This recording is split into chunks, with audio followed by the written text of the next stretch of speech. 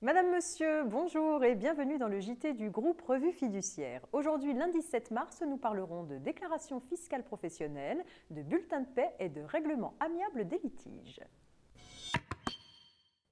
Une information relative aux déclarations fiscales professionnelles en ouverture de ce JT.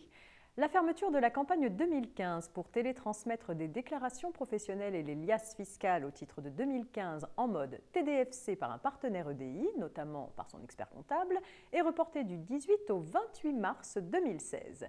Ce report permettra aux professionnels de préparer les liasses de 2016 sur la version millésimée de 2015. Ce report de 10 jours a été accordé en raison de la suppression du délai supplémentaire de 10 jours dont ont bénéficié jusqu'en 2015 les entreprises qui télétransmettent leurs déclarations de résultats par la procédure TDFC. L'ouverture de la campagne 2016 des déclarations professionnelles par téléprocédure EDI-TDFC est quant à elle inchangée et reste fixée au 4 avril 2016. Ainsi, à partir de la fin de la campagne TDFC 2015 et pour les campagnes suivantes, l'interruption entre deux campagnes de télétransmission des déclarations fiscales en mode EDI-TDFC sera réduite à moins d'une semaine en fonction des contraintes calendaires. Les mentions obligatoires concernant les cotisations sociales, salariales et patronales sur le bulletin de paie seront simplifiées à compter du 1er janvier 2017 pour les employeurs d'au moins 300 salariés et du 1er janvier 2018 pour ceux de moins de 300 salariés.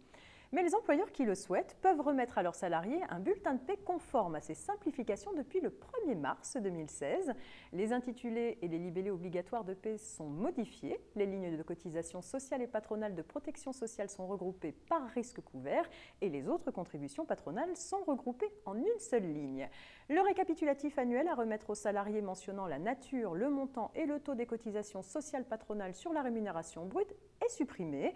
Pour un aperçu du nouveau bulletin de paie simplifié, le gouvernement a mis en ligne un exemple avant et après la simplification à l'adresse suivante gouvernement.fr/bulletin-2-paie. Règlement amiable des litiges pour terminer. Depuis le 15 février 2016, le site internet de la médiation de la consommation est accessible aux consommateurs à l'adresse suivante médiation-conso.fr. Si un consommateur ne parvient pas à régler un différend avec le professionnel qui lui a vendu un bien ou fourni un service, il peut saisir un médiateur de la consommation. Mais au préalable, il doit avoir tenté de résoudre le litige directement avec le professionnel par l'envoi d'une réclamation écrite. Les consommateurs trouveront sur ce site internet toutes les informations nécessaires pour exercer gratuitement et en toute confidentialité leur droit à la médiation, notamment dans quel cas saisir un médiateur, quel est le médiateur compétent ou encore comment constituer son dossier. C'est la fin de cette édition. Très bon début de semaine à tous et à demain.